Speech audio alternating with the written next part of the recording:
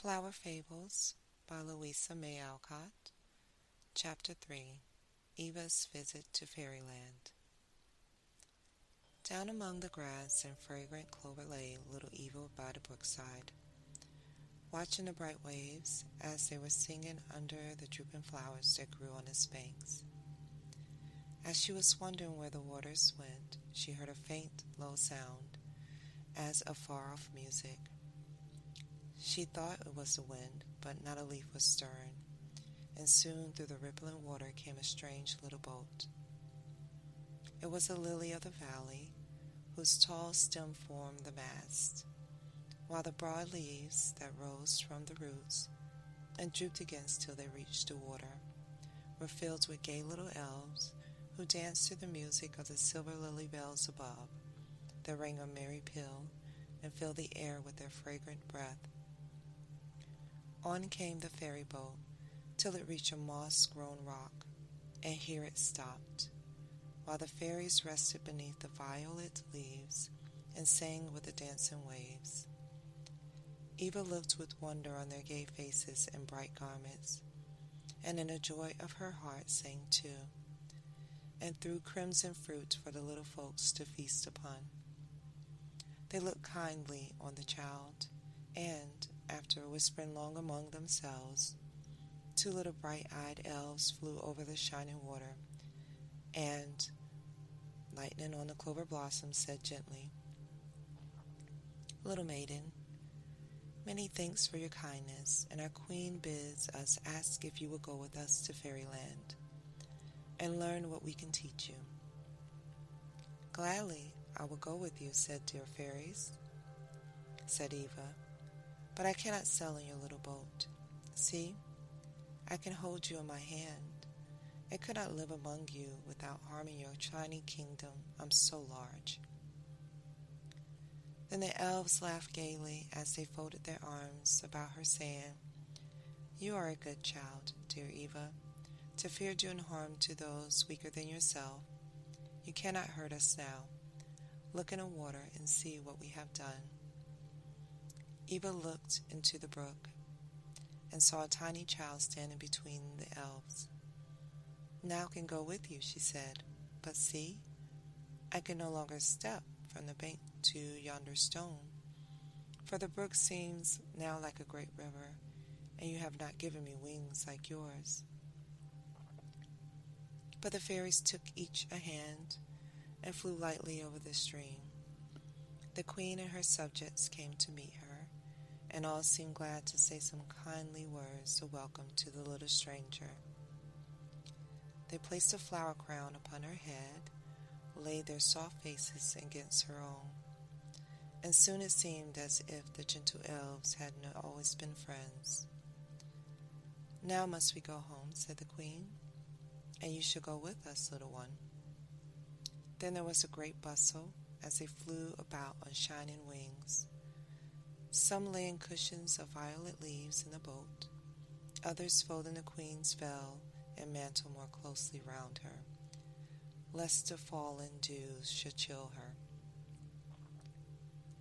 The cool waves gentle plashing against the boat, and the sweet chime of the lily bells lulled little Eva to sleep.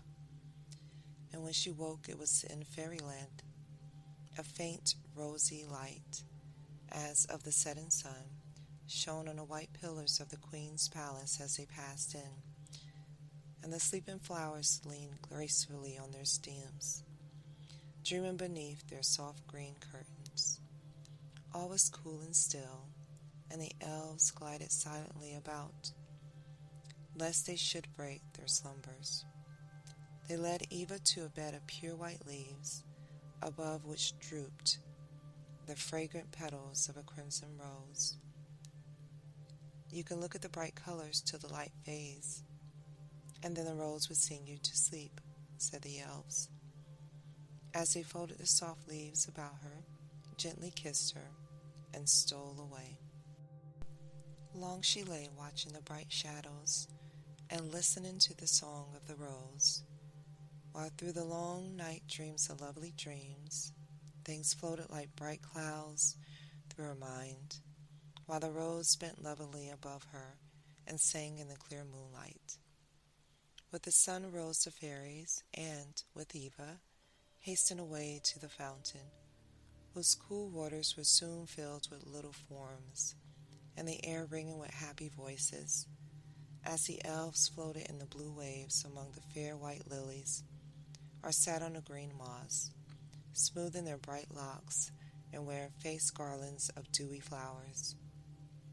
At length the queen came forth, and her subjects gathered round her, and while the flowers bowed their heads, and the trees hushed their rustling, the fairies sang their morning hymn to the Father of birds and blossoms, who had made the earth so fair a home for them.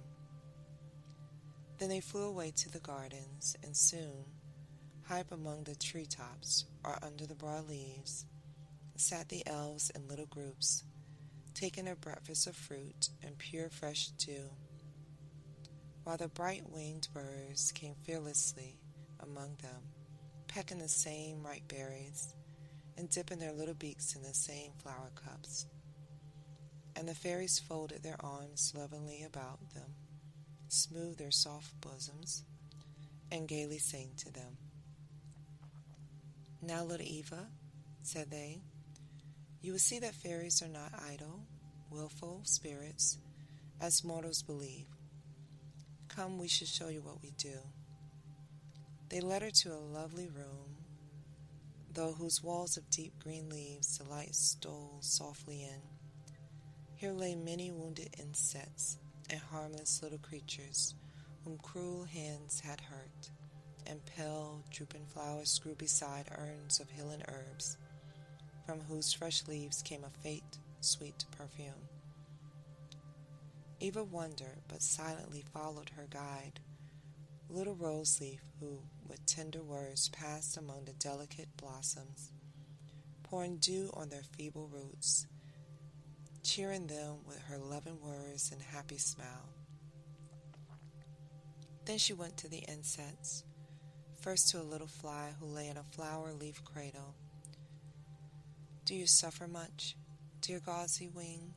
asked the fairy. "I will bind up your poor little leg." So she folded the cool leaves tenderly about the poor fly, bathed his wings, and brought him refreshing drink, while he hummed his thanks, and forgot his pain, as Zephyr softly sung and famed him with her waving wings. They passed on, and Eva saw beside each bed a fairy, who with gentle hands and loving words soothed the suffering insects. At length they stopped beside a bee, who lay among sweet honeysuckle flowers in a cool, still place, where the summer wind blew in, and the green leaves rustled pleasantly. Yet he seemed to find no rest, and murmured of the pain he was doomed to bear. "Why must I lie here, while my kindred are out in the pleasant fields, enjoying the sunlight and the fresh air, and cruel hands have doomed me to this dark place and bitter pain, when I have done no wrong? Uncared for and forgotten, I must stay here among these poor things who think only of themselves. Come here, Roseleaf, and bind up my wounds, for I am far more useful than idle bird or fly." Then said the fairy, while she bathed the broken wing, "Love Blossom, you should not murmur. We may find happiness in seeking to be patient even while we suffer. You are not forgotten or uncared for, but others need our care more than you. And to those who take cheerfully the pain and sorrow sent, do we most gladly give our help. You need not to be idle, even though lying here in darkness and sorrow, you could be taken from your heart all sad and discontented feelings. And if love and patience blossom there, you will be better for the lonely hours spent here. Look on the bed beside you. This little dove has suffered far greater pain than you, and all I care can never ease it. Yet through the long days he hath lain here, Not an unkind word or a repentant sigh hath he uttered. Ah, Love Blossom, the gentle bird can teach a lesson you will be wiser and better for. Then a faint voice whispered, Little Rose Leaf, come quickly, or I cannot thank you as I ought for all your loving care of me. So they passed to the bed beside the discontented bee, and here upon the softest down laid the dove, whose gentle eyes looked gratefully upon the fairy, as she knelt beside the little couch, smoothed the soft white bosom, folded her arms about, and wept sorrowing tears, while the bird still whispered in gratitude with love. Dear fairy, the fairest flowers have cheered me with their sweet breath. Fresh dew and fragrant leaves have been ever ready for me. Gentle hands to tend, kindly hearts to love, and for this I can only thank you and say farewell. Then the quivering wings were still, and a patient little dove was dead, but the bee murmured no longer, and the dew from the flowers fell like tears around the quiet bed. Sadly Rose Leaf led Eva away, saying, Lily Blossom shall have a grave tonight beneath our fairiest blossom, and you shall see the gentleness that in love and praise far above gold or beauty here in fairyland. Come now to the flower palace and see the fairy court. Beneath green arches, bright with birds and flowers, beside singing waves, went Eva into a lofty hall. The roof of pure white lilies rested on pillars of green clustering vines, while many colored blossoms threw their bright shadows on the wall. As they danced below in a deep green moss, and their low, sweet voices sounded softly through the sunlit palace, while the rustling leaves kept time. Beside the throne stood Eva, and watched the lovely forms around her as they stood, each little band in its own color with glistening wings and flower wands. Suddenly the music grew louder and sweeter, and the fairies knelt and bowed their heads, as on through the crowd of loving subjects came the queen. While the air was filled with gay voices singing to welcome her, she placed the child beside her, saying, Little Eva, you shall see now how the flowers on your great earth bloom so brightly. A band of loving little gardeners go daily forth from fairyland to tend and watch them, that no harm may befall the gentle spirits that dwell beneath their leaves. This is never known, for like all good it is unseen by mortal eyes, and until only pure hearts like yours do we make known our secret. The humblest flower that grows is visited by messengers, and often blooms in fragrant beauty unknown, unloved by all save fairy friends, who seek to fill their spirits with all sweet and gentle virtues, that they may not be useless on earth, for the noblest mortals stoop to learn of flowers. Now, Eglantine, what have you tell us of your rosy namesakes on the earth? From a group of elves, whose rose-wreathed wands show the flower they love, came one bearing a tiny urn, and, answering the queen, she said, Over hill and valley they are blooming fresh and far as summer, sun, and dew can make them. No drooping stem or withered leaf tells of any evil thought within their fragrant bosoms, and thus from fairest of their race have they gathered this sweet dew, as a token of their gentle gratitude to ones whose tenderness and care had kept them pure and happy. And this, the loveliness of their sisters, have I brought to place among the fairy flowers that never pass away. Eglantine laid the urn before the queen, and placed a fragrant rose on a dewy moss beside the throne, while a murmur of approval went through the hall, and each elfin wand waved to the little fairy who had toiled so well and faithfully and could bring so fair a gift to their good queen. Then came forth an elf bearing a withered leaf, while her many-colored robe and the purple tulips in her hair told name and charge. "Dear Queen," she sadly said, "I would gladly bring as pleasant tidings as my sister, but, alas, my flowers are proud and wilful, and when I went to gather my little gift of colored leaves for my royal garments, they bade me bring this withered blossom, and tell you they would serve no longer one who would not make them queen over all other flowers. They would yield neither dew nor honey, but proudly close their leaves and bid me go."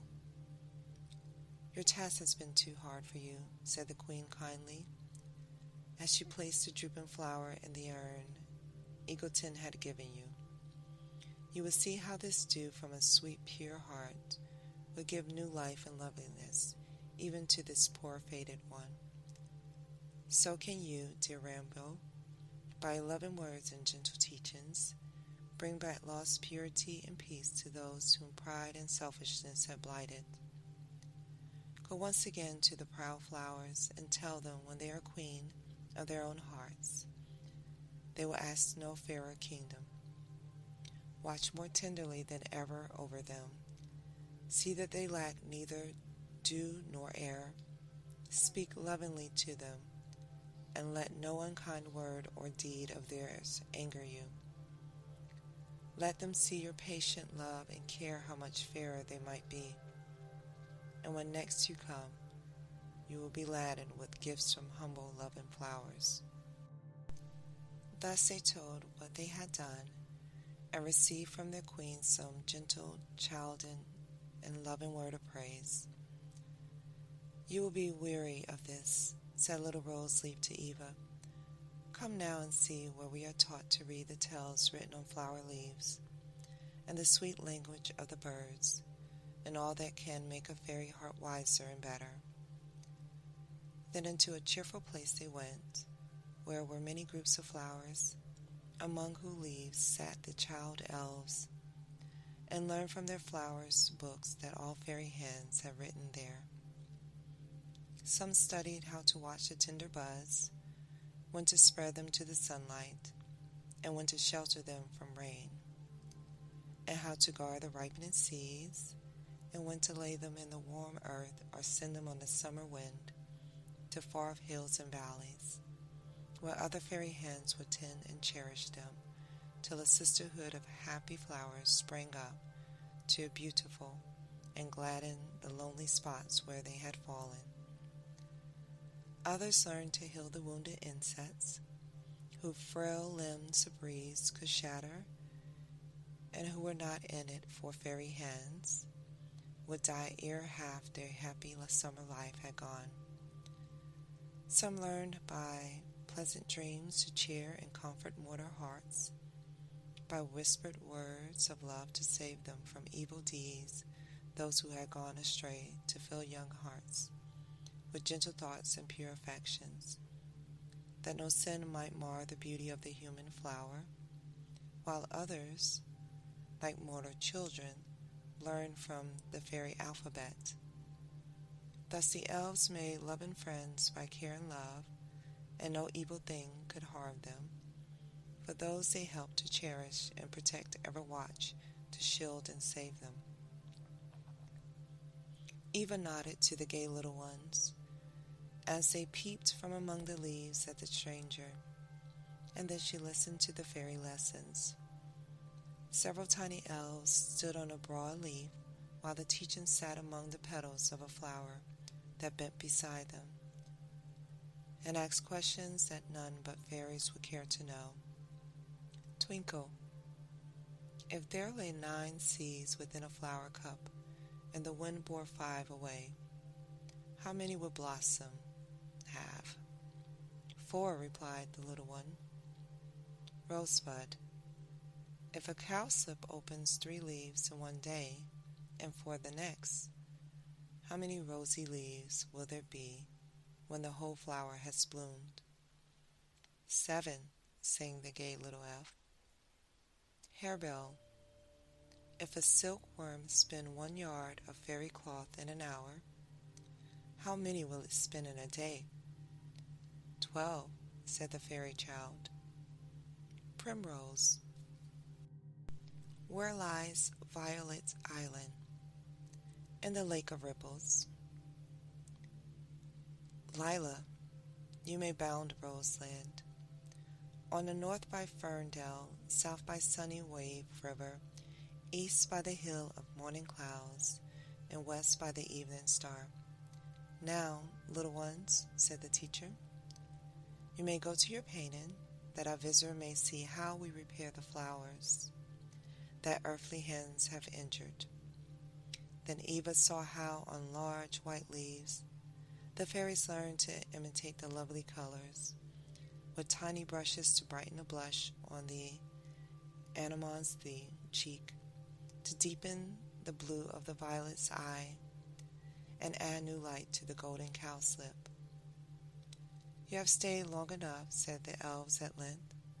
We have many things to show you. Come now and see what our dearest work. So Eva said farewell to the child elves and hastened with little Rose Leaf to the gates. Here she saw many bands of fairies, folded in dark mantles that mortals might not know them, who, with the child among them, flew away over the hill and valley.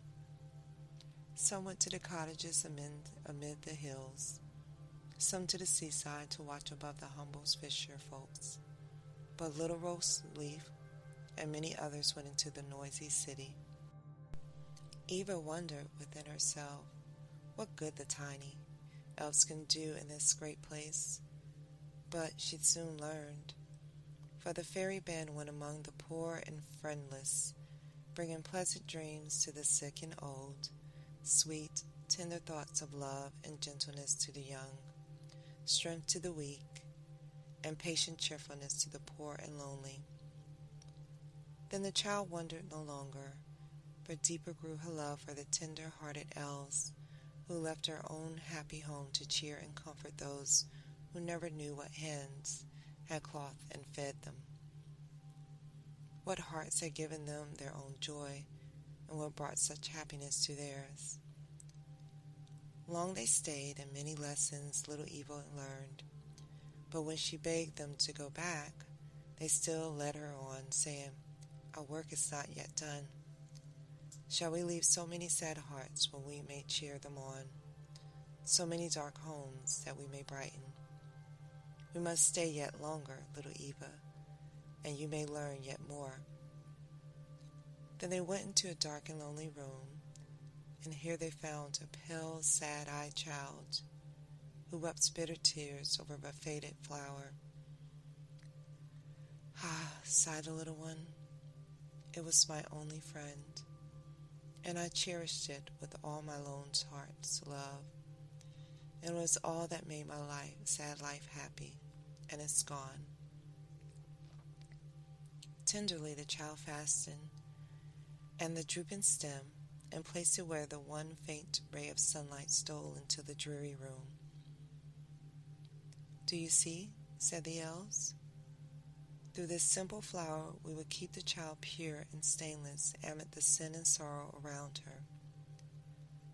The love of this shall lead her on through temptation and through grief, and she shall be a spirit of joy and consolation to the sinful and the sorrowing.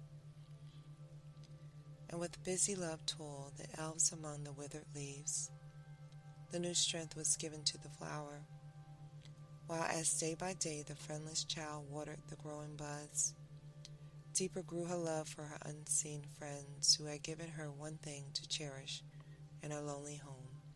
Sweet, gentle thoughts filled her heart as she bent above, and the blossom's fragrant breath was to her whispered voice of all fair and lovely things, and as the flower taught her, she taught others. The loving elves brought her sweet dreams by night and happy thoughts by day, as she grew in childlike beauty, pure and patient amid poverty and sorrow. The simple were rebuked, sorrowing hearts grew light, and the weak and selfish forgot their idle fears. When they saw her trustingly live on with none to aid or comfort her, the love she bore, the tender flower, kept her own heart innocent and bright, and the pure human flower was a lesson to those who looked upon it. And soon the gloomy house was bright with happy hearts, that learned of the gentle child to bear poverty and grief as she had done, to forgive those who brought care and wrong to them, and to seek for happiness in humble deeds of charity and love. "Our work is done," whispered the elves, and with blessings on the two fair flowers, they flew away to their homes. To a blind old man who dwelt alone with none to love him, till through long years of darkness, of silent sorrow, the heart within had grown dim and cold. No sunlight could enter at the darkened eyes, and none were near the whispered gentle thoughts to cheer and comfort. Thus he dwelt forgotten and alone, seeking to give no joy to others, possessing none himself. Life was dark and sad until the untiring elves came to his dreary home, bringing sunlight and love. They whispered sweet words of comfort, how if the darkened eyes could find no light without, within there might be never failing happiness. Gentle feelings and sweet, loving thoughts can make the heart fair, if the gloomy, selfish sorrow were but cast away, and all would be bright and beautiful. They brought light-hearted children, who gathered round him, making a desolate home fair with their young faces, and his sad heart gay with their sweet, childish voices. The love they bore he could not cast away. Sunlight stole in, and the dark thoughts passed away, and the earth was a pleasant home to him. Thus their little hands led him back to peace and happiness. Flowers bloomed beside his door, and their fragrant breath brought happy thoughts of pleasant valleys and green hills. Birds sang to him, and their sweet voices woke the music in his own soul. They never failed to calm and comfort. Happy sounds were heard in once lonely home, and bright faces gathered round his knee, and listened tenderly while he strove to tell them all the good that greatness and love had done for him. Still the elves watched near, and brighter grew the hearts as kindly thoughts and tender feelings entered in, and made it in their home. And when the old man fell asleep, above his grave little feet trod lightly, and loving hands laid fragrant flowers. Then went the elves into the dreary prison houses, where sad hearts penned in lonely sorrow for the joy and freedom they had lost. To these came the loving band with tender words, telling of the peace they had yet might win by patient striving and repentant tears. Thus wakened in their bosoms all the holy feelings and sweet affections that had slept so long. They told pleasant tales, and sang their sweetest songs to cheer and gladden, while the dim cells grew bright with the sunlight, and fragrant with the flowers the loving elves had brought. And by their gentle teachings, those sad, despairing hearts were filled with patient hope and earnest longing to win back their lost innocence and joy. Thus to all who needed help or comfort went to the faithful fairies, and when at length they turned towards fairyland, many were the grateful, happy hearts they left behind. Then through the summer sky, above the blossoming earth, they journeyed home, happier for the joy they had given, wiser for the good they had done. All fairyland was dressed in flowers, and a soft wind went singing by. Laden with their fragrant breath, sweet music sounded through the air, and the troops of elves in their gayest robes hastened to the palace where the feast was spread. Soon the bright hall was filled with smiling faces and fair forms, and little Eva, as she stood beside the queen, thought she had never seen a sight so lovely. The many-colored shadows of the various flowers played on the pure white walls, and fountains sparkled in the sunlight, making music as the cool waves rose fell, while to and fro, with waving wings and joyous voices, went the smiling elves, bearing fruit and honey, or fragrant garlands for each other's hair. Long they feasted, gaily they sang, and Eva, dancing merrily among them, longed to be an elf that she might dwell forever so fair a home. At length the music ceased, and the queen said, as she laid her hand on little Eva's shining hair, "Dear child, tomorrow we must bear you to home. For much as long as we keep you, it were wrong to bring such sorrow to your loving earthly friends. Therefore we will guide you to the brookside, and there say farewell till you come again to visit us. Nay, do not weep, dear rose leaf. You shall watch over little Eva's flowers, and when she looks at them she will think of you. Come now and lead her to the fairy garden, and show her what we think our fairest sight. Weep no more, but strive to make our last hours with us happy as you can." With gentle caresses and most tender words, the loving elves gather about the child, and with Rose Leaf by her side, they led her through the palace and along green, winding paths, till Eva saw what seemed a wall of flowers rising before her, while the air was filled with the most fragrant odors, and the low, sweet music as of singing blossoms. "Where have you brought me? And what mean these lovely sounds?" asked Eva. "Look here and you shall see," said Rose Leaf, as she bent aside the vines, "but listen silently, or you cannot hear."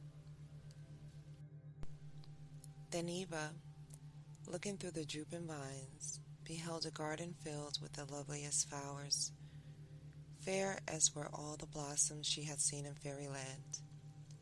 None was so beautiful as these. The rose glowed with a deeper crimson, the lily's soft leaves were purely white, the crocus and humble cowslip shone like sunlight, and the violet was as blue as the sky that smiled above it. "How beautiful they are," whispered Eva. "But, dear Rose Leaf, why do you keep them here? And why call you this your fairest sight?" "Look again and I will tell you," answered the fairy. Eva looked and saw from every flower a tiny form come forth to welcome the elves, who all, save Rose Leaf, had flown above the wall, and were now scattering dew upon the flowers. Bright leaves talking gaily with the spirits, who gathered around them and seemed full of joy that they had come. The child saw that each one wore the colors of the flower that was his home. Delicate and graceful were the little forms, bright the silken hair that fell about each lovely face, and Eva heard the low, sweet murmur of their silvery voices and the rustle of their wings. She gazed in silent wonder, forgetting she knew not who they were, till the fairy said, "These are the spirits of the flowers, and this the fairy home where those whose hearts were pure and loving on earth come to bloom in fadeless beauty here. When their earthly life is past, the humblest flower that blooms has a home with us. For outward beauty is a worthless thing if all be not fair and sweet within. Do you see yonder lovely spirit singing with my sister Moonlight? A clover blossom was her home, and she dwelt unknown, unloved, yet patient and content, bearing cheerfully the sorrows sent her. We watched and saw how fair and sweet the humble flower grew, and then gladly bore her here. to blossom with the lily and the rose. The flowers' lives are often short, for cruel hands destroy them. Therefore it is our greatest joy to bring them hither, where no careless foot or wintry wind can harm them, where they bloom in quiet beauty, repaying our care by their love and sweetest perfumes. I will never break another flower, said Eva. But let me go to them, dear fairy. I would gladly know the lovely spirits and ask forgiveness for the sorrow I have caused.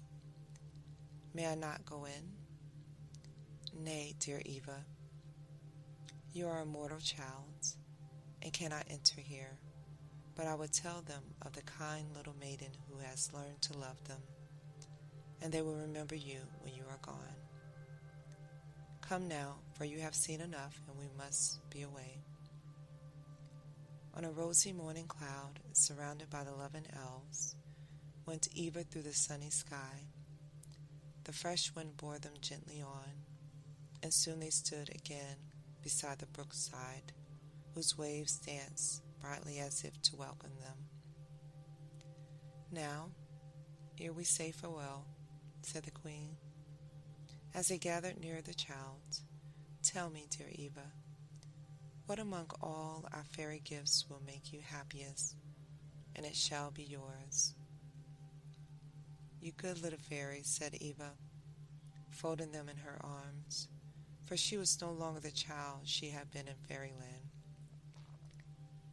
You dear good little elves, what can I ask of you who have done so much to make me happy and taught me so many good and gentle lessons, the memory of which will never pass away? I can only ask of you the power to be as pure and gentle as yourselves, as tender and loving to the weak and sorrowing, as intolerant and kindless deeds to all. Grant me this gift, and you shall see that little Eva has not forgotten what you have taught her. The power shall be yours, said the elves, and lay their soft hands on her head. We will watch over you in dreams, and when you would have tidings of us, ask the flowers in your garden, and they will tell you all you will know. Farewell. Remember fairyland and all your loving friends. They clung about her tenderly, and little Rose Leaf placed a flower crown on her head, whispering softly, when you will come to us again, stand by the brookside and wave this in the air, and we would gladly take you to our home again. Farewell, dear Eva. Think of your little Rose Leaf when among the flowers.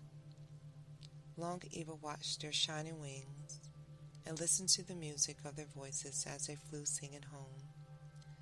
And when at length the last swarm had vanished among the clouds, she saw that all around her, where the elves had been, the fairiest flowers had sprung up, and the lonely brookside was a blooming garden.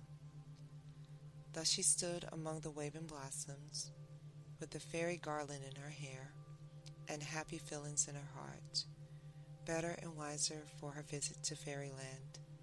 Now, Star Twinkle, what have you to teach? Asked the queen. Nothing but a little song I heard the harebell singing, replied the fairy, and taking her harp, sang in a low, sweet voice.